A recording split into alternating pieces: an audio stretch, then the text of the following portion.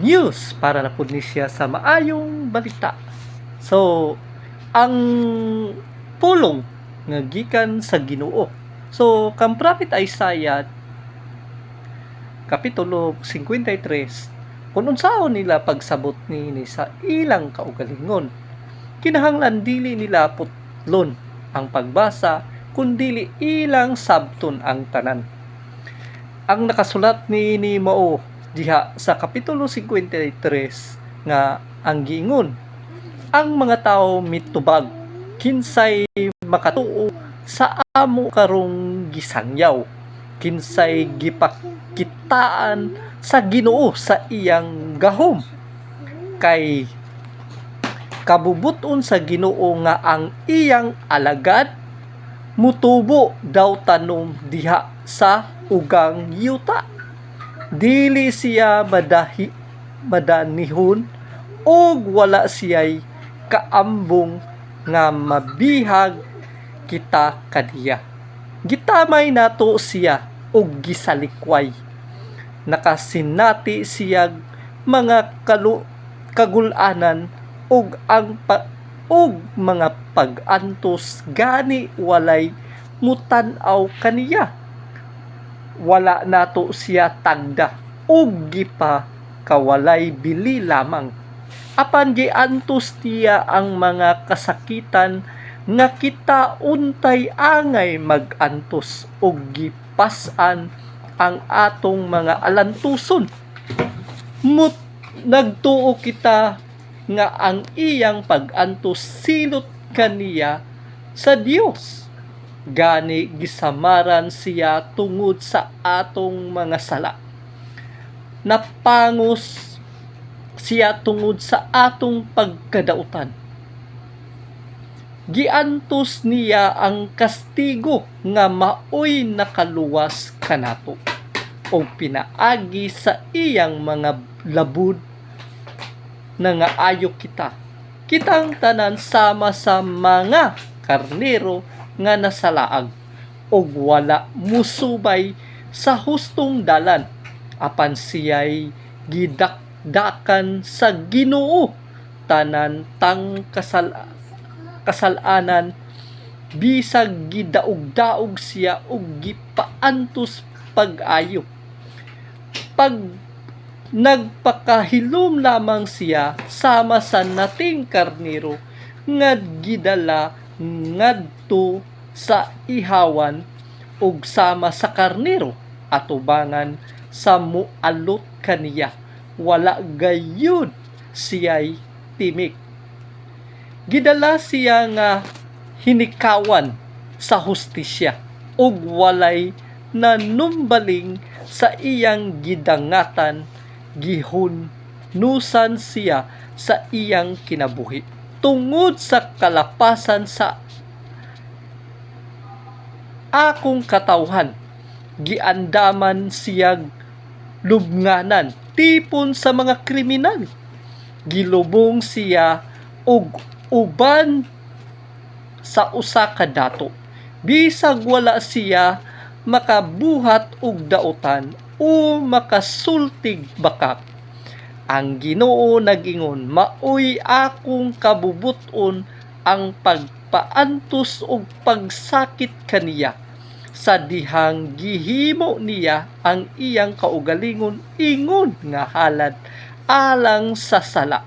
Makita niya ang iyang mga kaliwat og makabaton, siyag taas nga kinabuhi og pinaagi kaniya matuman ang ubang plano.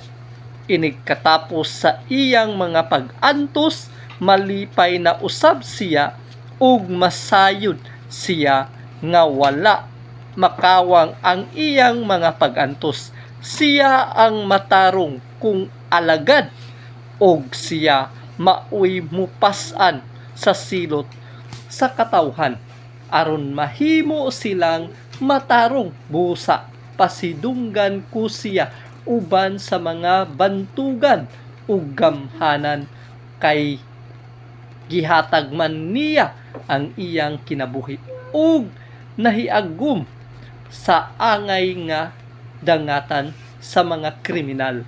Gipas-an niya ang sala sa daghang mga tawo ug nag-ampo aron sila pasayloon.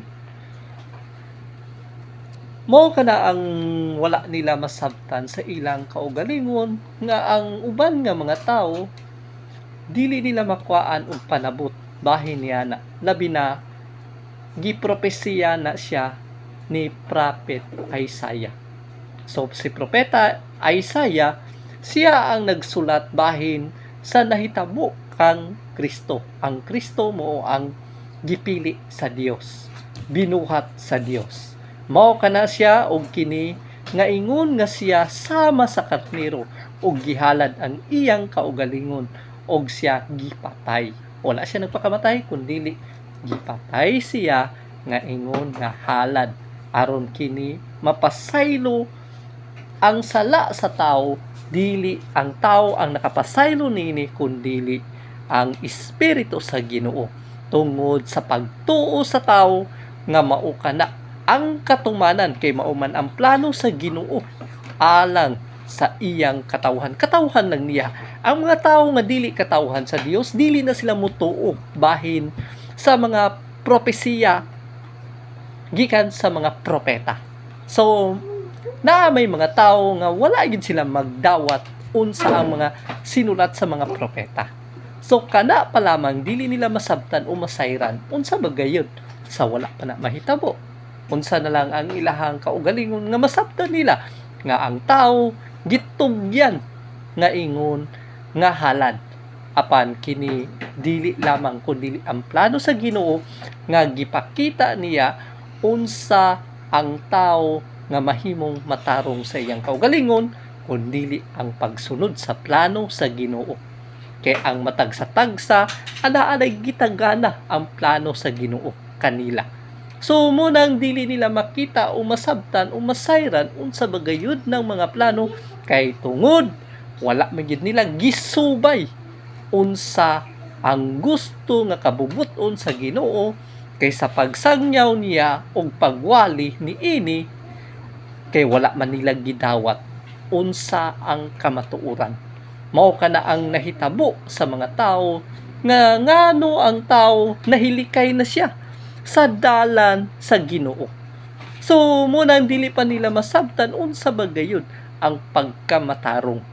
O giisip nila ang ilang kaugalingon nga sila katawhan sa Dios apan wala magsubay sa kabubuton sa Dios kay ang balaod sa Dios gihatag niya para sa iyahang katawhan aron kini sila makalikay sa pagbuhat sa dautan ug dili sila makasala atubangan sa Ginoo.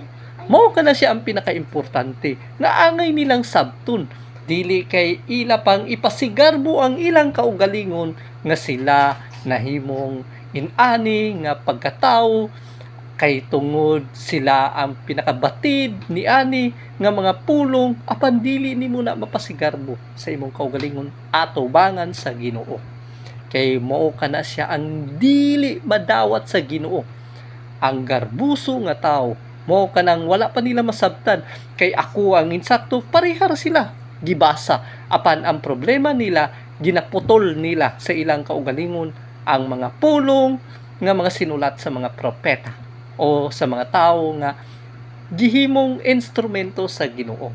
Mao kanang dili pa nila makita sa ilang kaugalingon ang ilang kasaypanan, ang ilang sala og kining mga tao nga nag-ingon nga mao kana kay kun dili ka makahatag sa tithes nakapangawat ka sa Ginoo, ang Ginoo dili ga sulti bahin niya na sa tinuod sa kamatuoran.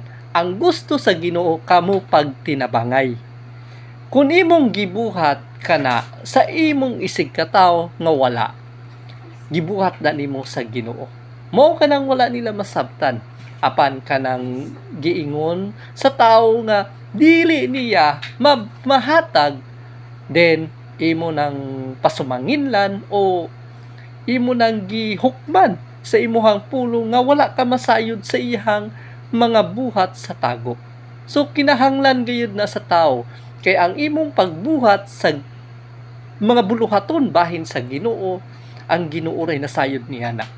Mo nang dili nila masabtan kung kamo magkasinabot sa inyong kaugalingon nga moingon atong ayuhon ang atong tapukanan kining building.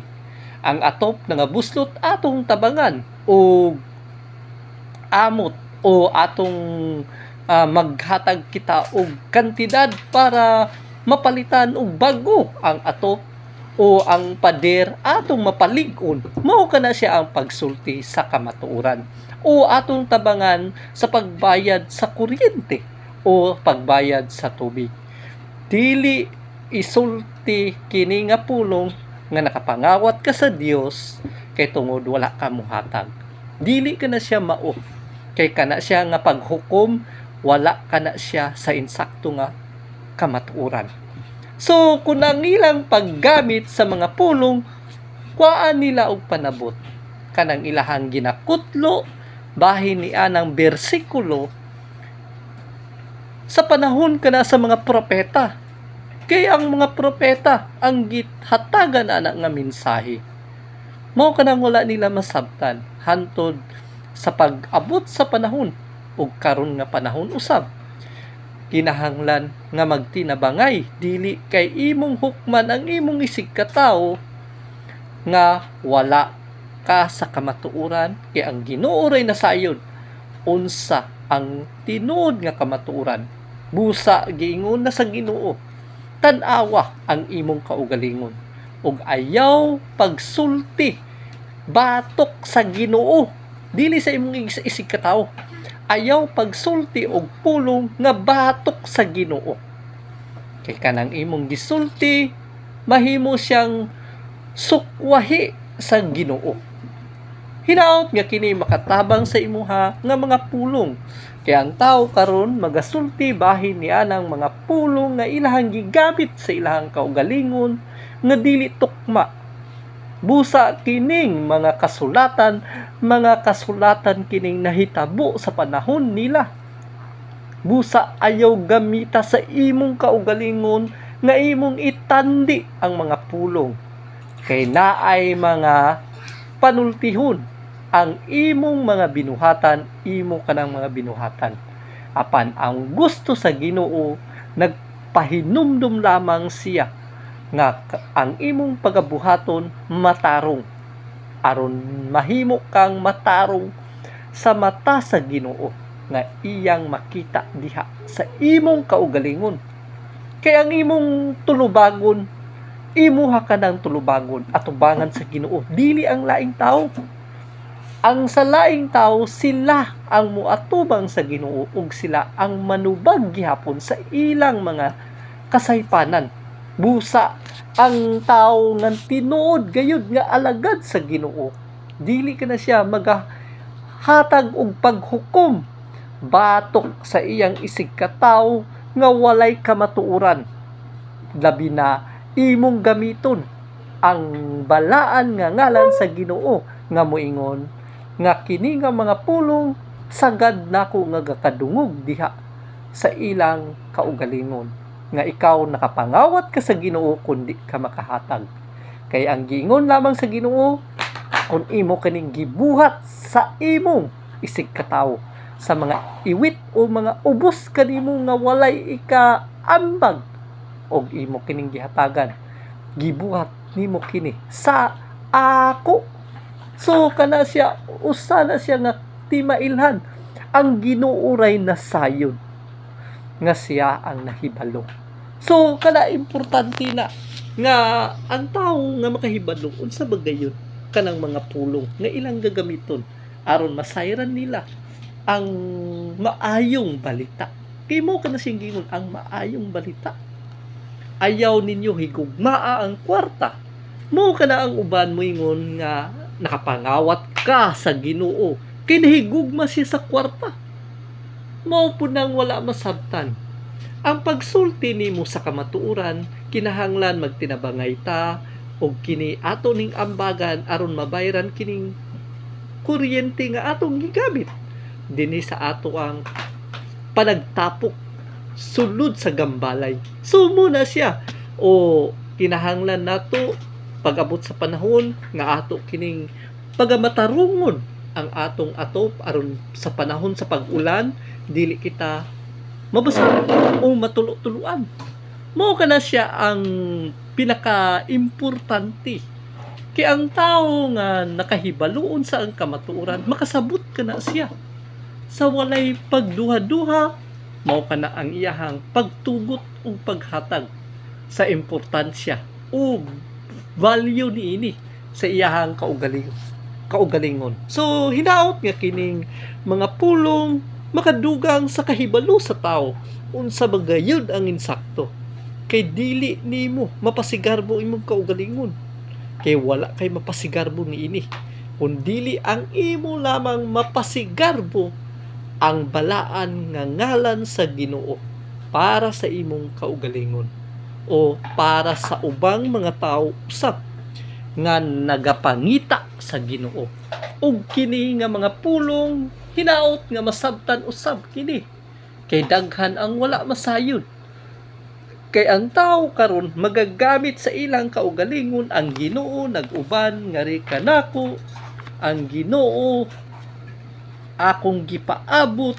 So kada siya usagin na siya ka timailhan sa usa ka tawo kung nasayod ba gid siya unsa ang insakto. So kung naa man sila'y mahibalan o mabasa o kini ang mga pulong nga gikan kang propeta Joel. Sa diha nga iyahang gipamulong kini sa katawhan sa Dios. Unya kamong mga Israelita, kung imo na masabtan diha kang propeta Joel sa kapitulo 2. Unya kamong mga Israelita, masayod nga ako nag-uban kaninyo ug nga ako ang Ginoo. Mauray inyong Dios, dili na gayud tamayon ang akong katawhan. Unya ibubo ko ang akong espiritu sa tanan katawhan. Ang inyong mga anak nga lalaki ug babayi magsangyaw sa akong mensahe. Ang mga tigulang ninyo magdamgos ug ang batan-on ninyong mga lalaki makakitag mga pananawon. Ni adtong panahona ibubo ko ang akong espiritu bisan pa sa mga ulipon nga lalaki ug babayi. Magpakita akong ilhanan sa langit ug sa yuta. May dugo, kalayo ug bagang aso. Mungit-ngit ang adlaw ug mupula ang bulan daw dugo. Sa hapit na mahitabo ang kahibulungan ug makalilisang nga adlaw sa Ginoo. Apan maluwas ang tanan nga musangpit sa Ginoo, sumala sa giingon sa Ginoo. May makaikyas didto sa bukid sa Sion ug sa ubang bahin sa Jerusalem, uban ni adtong nahibiling buhi, mao kadtong tinawag sa Ginoo.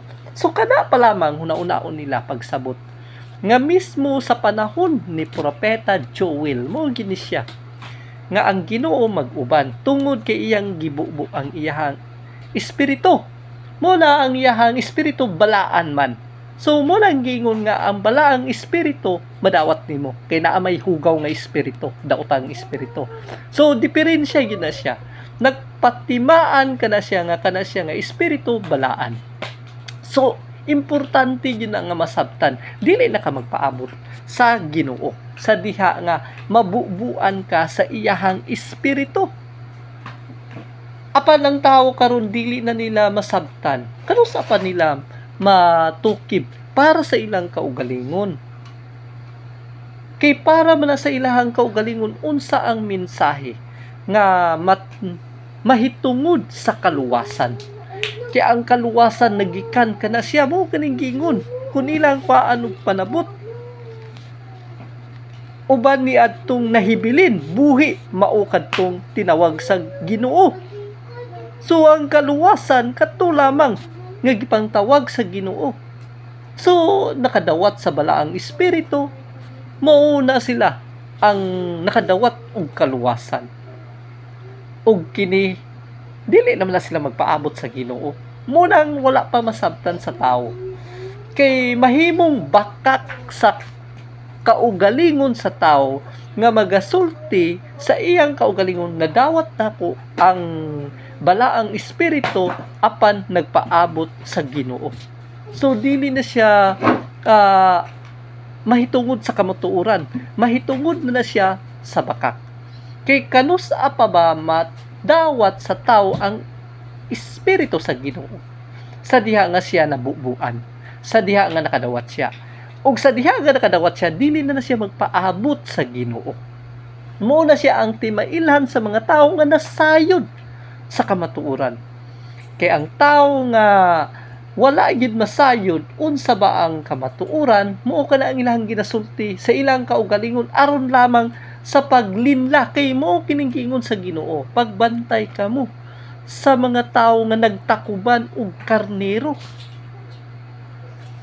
Kay kini nga mga mata nga mga pulong kinahanglan likayan kana siya. Unsaon nila nga makwaan nila nagpanabot? Lisod para kanila sa ilang kaugalingon unsa ba gayon ang insakto nga kamatuoran.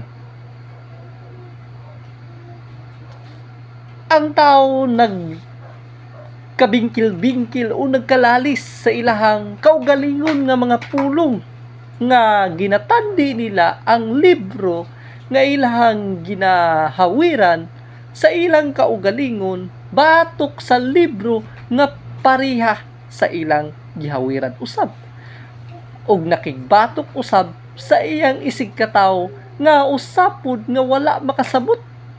Mao kanang gingon nga unsaon nila nga masuta nila ang kamatuoran. Ang mga panan-awon ingon lamang kana siya nga warning o pasidaan sa iyang katawhan nga dili sila musubay sa mga daotang binuhatan. Sila maglikay aron dili sila maapil sa silot. Kay ang panan-awon mao kana siya ang pagsilot sa Ginoo nga iyang gipakita nga mao kana iyahang buhaton. Unsa bay giingon sa Ginoo? Igna sila og paghinulsol sa ilang mga sala aron dili ko sila silutan. So muna siya ang pinakaimportante. Ang gipangita sa Ginoo ang pagbiya sa daotang binuhatan ug pinakasentro ang paghinulsol. Mao nang dili nila makuha nga mga panabot kay tungod kini nga mga tao susama kini sila sa karnero nga nangapapag nga nagtawag og Ginoo apan wala sila makahibalo asa ang Ginoo ug iyahang tingog. So kana siya importante gid na siya nga makuha og panabot nini sa ilang kaugalingon aron dili sila mapapag. Kay bisan asa ka naguban ang Ginoo. So kung ang imong kaugalingon mao kana siya nga naguban ang Ginoo, unsa pa may imong paabuton kung bisan asa ka? Kay ang tao wala nila makuha nga mga panabot ni ana kung diha pa lamang sa pulong nga ang espiritu sa Ginoo nalukop niya ibabaw bisan sa katubigan. Kung kuan nila nagpanabot nga ang yuta mao ang tumbanan sa Ginoo ug ang langit mao ang iyang trono. Unsa kadako ang Ginoo para sa ilahang kaugalingon kung asa kang dapita. So importante na siya nga masabtan kini nga mga pulong sa ilang kaugalingon dili nila makuhaan unsa ang tinuod nga kamatuoran.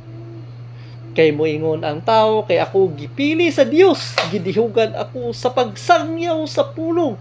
Apan ang gidihugan sa Ginoo sa pagsangyaw sa pulong ug kamatuoran mao lamang ang nakaila og nakahibalo og nakasabot niini. Kay daghan ang mutungha ug magpakaaron ignon sa ilang kaugalingon. Hinumdumi gayud nga ang Ginoo Espiritu. Siya ibobo niya ang iyahang espiritu sa iyang katawhan. Timan-an gayud ug kini nga nagpasidaan ng Ginoo nga ang iyang binuhat magkaparis lamang. Dili na nimo na siya dungagan kay kana nga mga tao dili na sila kontento kay dili na kabubuton sa Ginoo. Kabubuton na siya sa tao. Kung ang imong subayon ang kabubuton sa Ginoo, mo lang giingon kontento ka na sa imong paris. Kay gibuhat sa Ginoo magkaparis lamang. So mo na siya ang pinakaimportante nga masabtan gihapon sa tao. Kay kini usa kini siya kakamatuuran. Ang kamatuuran mo na siya ang magasaysay sa imo. Kay ang espiritu sa kamaturan mo na ang balaang espiritu. Sa diha nga moabot sa imo ang balaang espiritu. Siya magasaysay lamang sa kamatuuran. Kay dili siya gusto nga ikaw mupaingon sa kasaypanan labi na sa pagtudlo. Kung ang imong kaugalingon magatudlo nga wala na ang balaod. Kaya ang balaod para na sa Israel. Unsaon man nga masabtan nila sa ilang kaugalingon nga mismo sila magagamit man sa pulong nga ang ilang ginasulti sukwahi sa ilang kaugalingon nga mismo nga ang pagpamulong nga wala man giwala. Ang tao lang ang nagwala ni ana.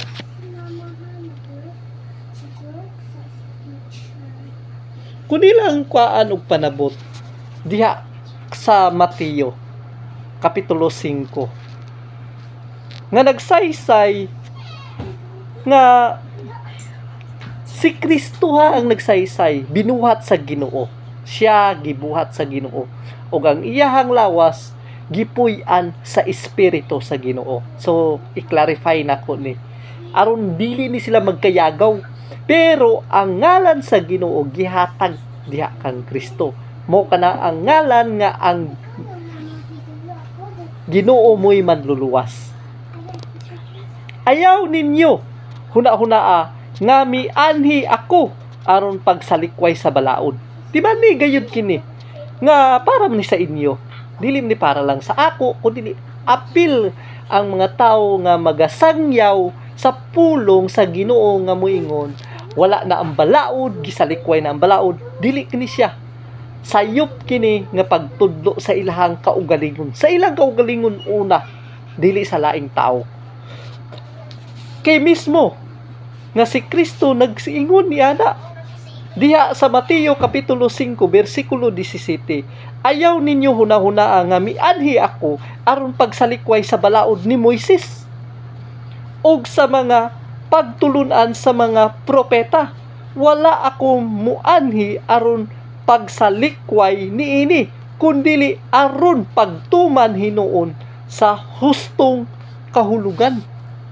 So saon Manila gituman niya kay tungod ang pagtuman mo kana siya ang paglikay sa mga daotang binuhatan. Ang mga pagtulunan mo kana siya nga gikan sa Ginoo nga mga gipamulong niya sa iyahang mga propeta aron kini matuman. So mo na siya ang kinahanglan nga kuhaan og panabot sa tao. Kay ang ilang bitawng panabot unsa ngano ang mga tao nga dili sila makasabot bisan pagbasa nila sila mismo magsumpaki ang ilang kaugalingon sa pagsabot niya na nagingon kay wala nang balaod. Karon nagingon nga napamday balaod, wala gisalikway, wala giwala. Mao na siya ang timan-an sa tao. Kung nila palang kuaan nagpanabot sa ilang kaugalingon aron dili sila masayop sa pagsangyaw sa pulong sa Ginoo, pinakaimportante nga huptan nimo ang balaod sa Ginoo aron masayran nimo unsa ang kamatuoran. Kay mao kini ang kamatuoran. Ako ra ang Dios ug wa nay laing Dios nga inyong pagasimbahon. Balaod na sa Ginoo. Una na siya nga balaod sa Ginoo nga gihatag diya kang prophet Moises. Ayaw ka mo pagbuhat. So kana pa lamang ayaw ka mo pagbuhat sa larawan ni bisan unsa gani.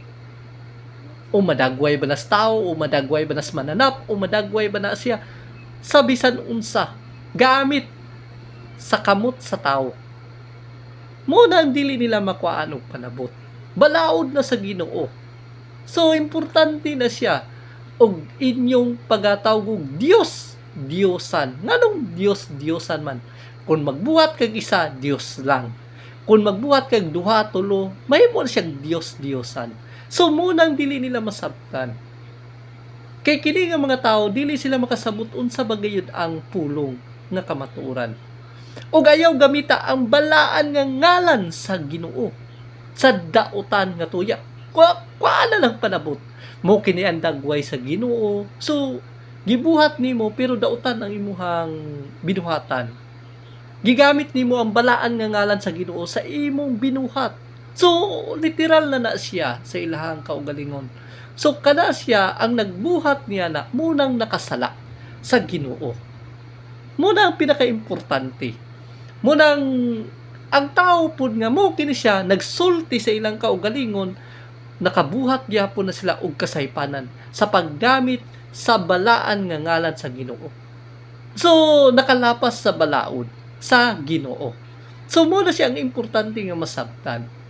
Og kinahanglan gayud ayo pagsaksi og bakak. Kung ikaw wala ka makakita sa kamatuoran, unya magasulti ka nga mo kining kamatuoran, wala ka nakahibaluon sa bang nahitabo. Unya magasulti ka, muna nahitabo, nakita na ako. So matawag siya bakakon. Wala niya nakita pero mayon siya nakita niya. So kada siya usa na siya nga angay sabton sa tao. So, literal yung kayo nagkahitabo. So, kini po mo ingon nga ayaw pagpanapaw. So, ang Ginoo nagingon, nagbuhat siya og tao, babae, lalaki, magkapares lamang. Once nga imo na siyang dungagan, so, nakapanapaw ka. Ang tao nga mo ingon, okay ra pwede magdugang ka og asawa sa imo, kaugalingon. Ang gingon biya sa Ginoo, nga kung ikaw nakabuhat niini, kalapasan nakasala ka sa Ginoo. So muna siya ang wala pud masabtan. Kaya ang tao moingon nga ang Ginoo may nagingon okay ra sa iya. So gigamit nimo ang balaan nga ngalan sa Ginoo sa dautan nimo nga tuyo. So kana siya mo pud ang angay sabton. Ang balaod sa Ginoo dili nimo pagatuison sa imong kaugalingon. Para man na sa imo mas mahadlok ka sa Ginoo kaysa tao. Kaya ang tao mamakak ka na kutob sa iyang kaugalingon nga makaipsot siya sa iyang mga bakak pagadugangan usab niya na og pagpamakak.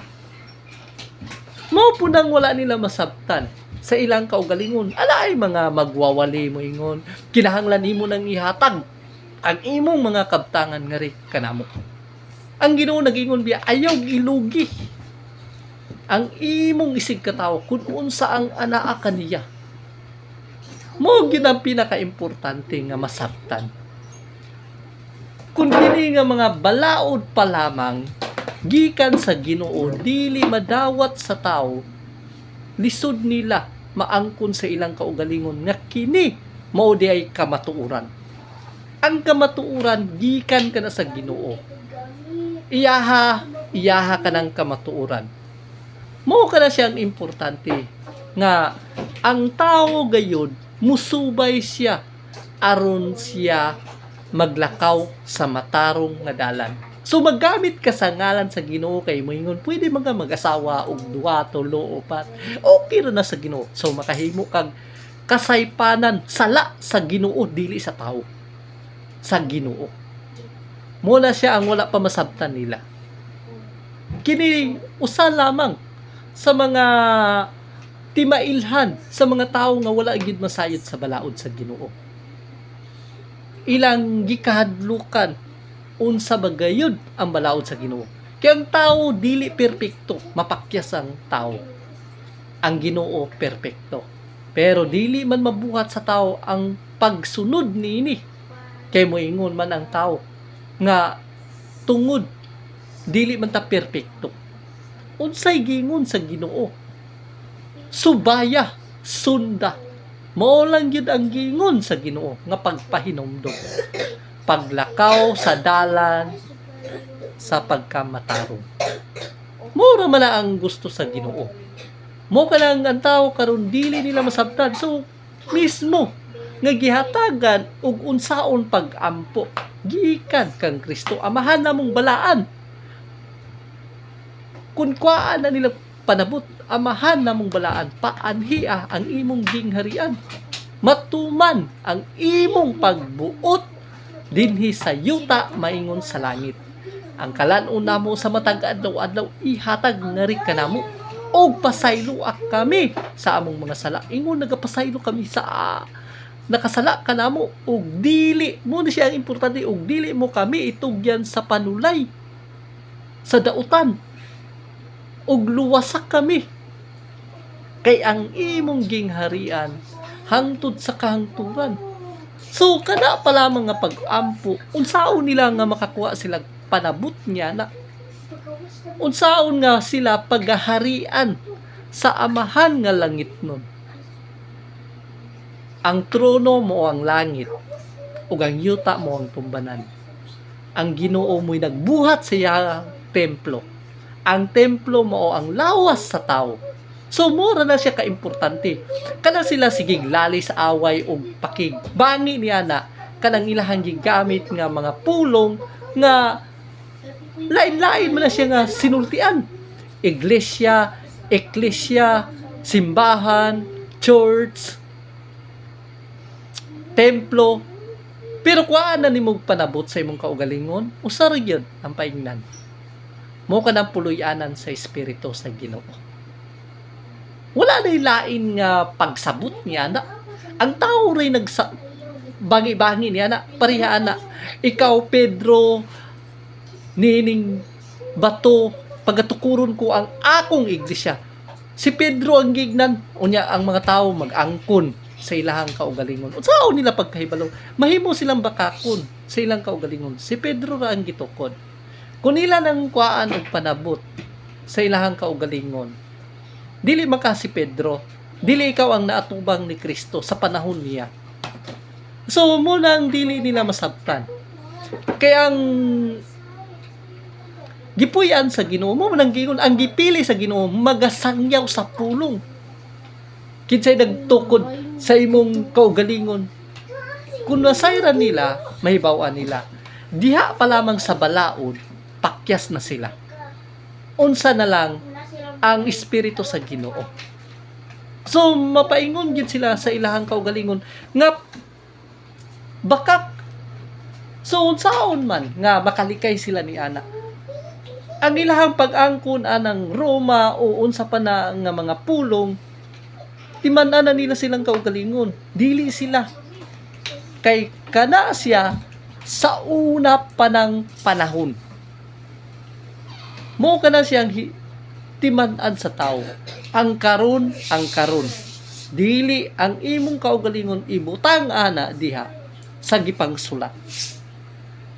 Kay mo kana siya ang wala masabtan sa kadaghanan.